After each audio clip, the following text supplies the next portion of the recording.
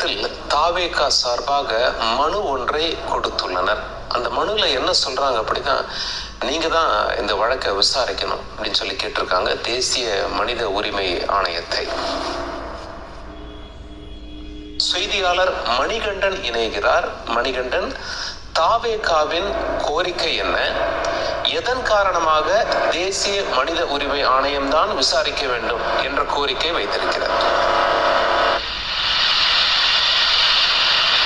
விஜய் அரசியல் சுற்றுப்பயணத்துடைய 3வது கட்டமாக நேற்றைய தினம் கரூர்ல உரையாற்றி கொண்டிருக்கும் போது ஸ்டாம்பிட் எனப்படக்கூடிய கூட்ட நெரிசல்ல சிக்கி 40 பேர் உயிரிழந்திருக்கின்றனர்.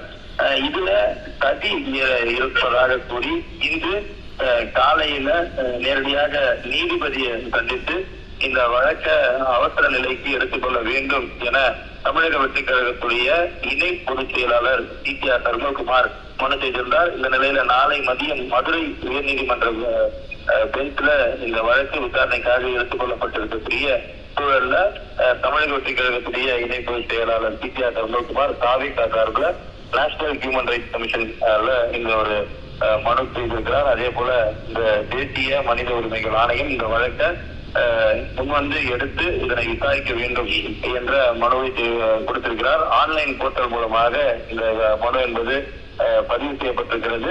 அந்த மனுவை நேஷனல் ஹியூமன் ரைட்ஸ் கமிஷன் எனப்படக்கூடிய தேசிய மனித உரிமைகள் ஆணையம் ஏற்றுக்கொண்டிருப்பதற்கான அந்த அப்ளிகேஷன் மெசேஜும் அவர்களுக்கு குறிக்கப்பட்டிருக்கிறது. இந்த நிலையில தற்போதைய தமிழ்நாடு அரசு சார்பில் ஒரு நபர் கமிஷன் எப்படி விசாரணையை துவங்கி இருக்கிறதோ அதே போல தேசிய உரிமைகள் ஆணையம் விரைவில் அவர்களுடைய விசாரணையை துவங்கி இருக்கிறது. நாளைய தினம் உயர்நீதிமன்றத்துடைய மதுரை பிரிவுல இந்த விசாரணை வழக்கு விசாரணைக்கு எடுத்துக் கொள்ளப்பட இருக்கிறது. அதனைத் தொடர்ந்து தேசிய உரிமைகள் ஆணையம் சார்பிலான விசாரணை துவங்கும் என எதிர்பார்க்கப்படுகிறது.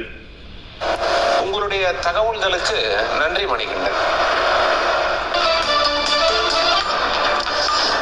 தேசிய மனித உரிமை ஆணையத்தில் தாவேகா சார்பாக மனு ஒன்றை கொடுத்துள்ளனர். அந்த மனுல என்ன சொல்றாங்க அப்படின்னா, நீங்க தான் இந்த வழக்கை விசாரிக்கணும் அப்படின்னு சொல்லி கேட்டிருக்காங்க தேசிய மனித உரிமை ஆணையத்தை. செய்தியாளர் மணிகண்டன்